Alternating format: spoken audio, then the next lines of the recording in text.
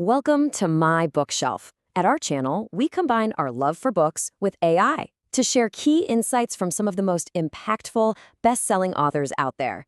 Enjoy today's review. So let's talk about Becoming Bulletproof.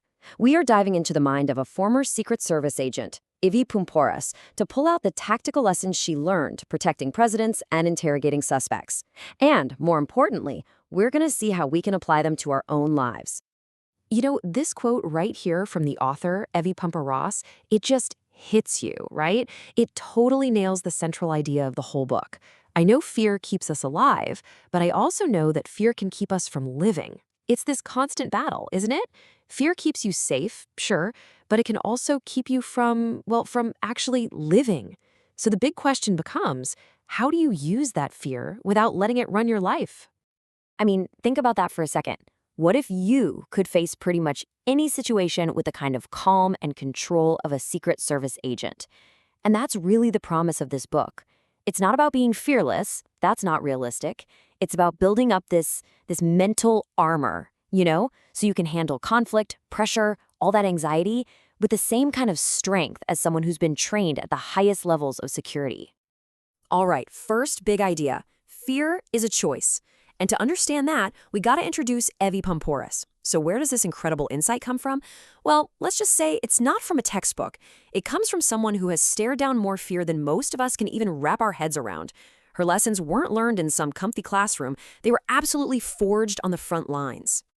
I mean, just take a look at this. This is not your average career path. We're talking about an NYPD officer in the 90s. She was on site at the World Trade Center on 9/11, then became a U.S. Secret Service special agent protecting multiple U.S. presidents. Oh, and on top of all that, she was an interrogator and a polygraph examiner. This is so much more than a resume, right? It's a testament to incredible resilience. Her lessons aren't theoretical. They are 100% battle-tested. Okay, let's get into our first big insight. Remap your fears. It's all about understanding what you're really afraid of. So her whole approach starts by breaking fear down to its most basic parts. She says if you really want to conquer it, you have to first get a handle on what it is, and just as importantly, what it isn't. Okay, check this out, because this is kind of a mind bender. Science tells us we are only born with just two natural fears: the fear of falling and the fear of loud noises. Everything else, the fear of failure, rejection, public speaking, even sharks, we learned all of that. And here's the game changer. If you learned it, that means you can unlearn it, or at the very least, you can learn to manage it. That's a really powerful idea, isn't it?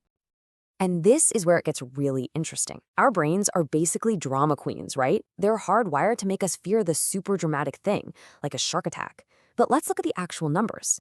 The chance of a fatal shark attack is something like 1 in 3.7 million. A car crash, 1 in 102. You are literally thousands of times more likely to die in the car on the way to the beach. It just shows this huge disconnect between what we feel is risky and what actually is risky. All right, insight number 2, this is one you can use immediately. It's called get off the X. It's a fundamental Secret Service principle for escaping danger. So if we know managing fear is about logic, what's the first logical thing to do when you're in a bad spot? Well, you get off the X. So what does get off the X actually mean? Well, in firearms training, the X is literally the spot where you're the target. If you stay still, you're gonna get hurt. The rule is incredibly simple. Move. And Poumpouras brilliantly applies this to our everyday lives. Think about that toxic meeting at work, that argument with a friend that's going nowhere, that relationship that's just draining you. That is your X. And your number one job, get off it.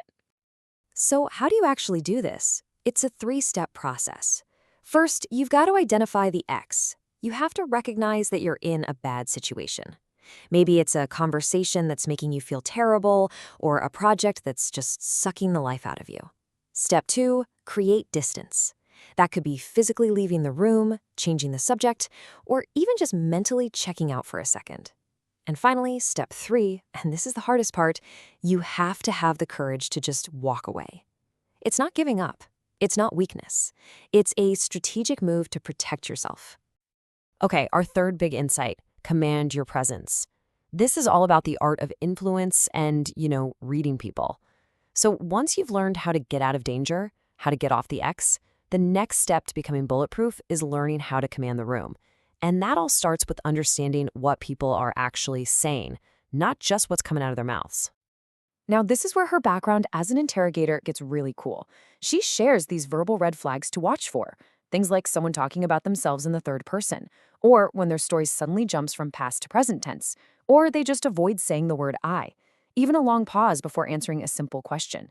She's clear. These aren't guaranteed signs that someone's lying, but they are huge signals that something's up, and you should probably start paying a lot more attention.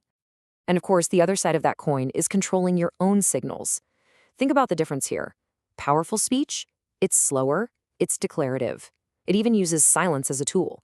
But nervous speech, it's fast, it's full of filler words, and it often has that questioning tone at the end of a sentence.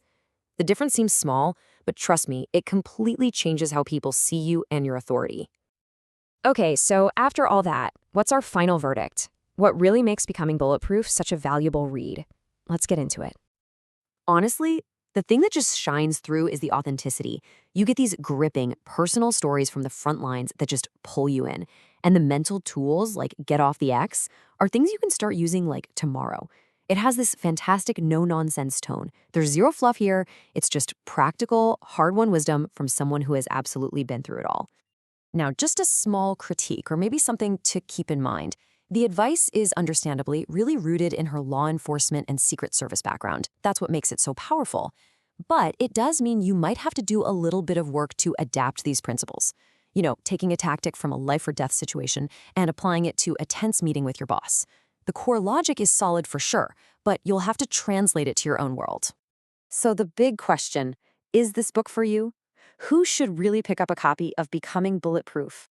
Well, if you're a professional trying to navigate a tough workplace, this is definitely for you. If you're a leader who wants to command more presence, absolutely. Entrepreneurs who are constantly building resilience, you'll love it. And honestly, if you are anyone just looking to understand your own fear a little better and build that mental toughness to face whatever life throws at you, yeah, this is a must-read. It's also fantastic for students of psychology and human behavior. If this sounds like your kind of read, check the links below. It helps the channel at no extra cost to you.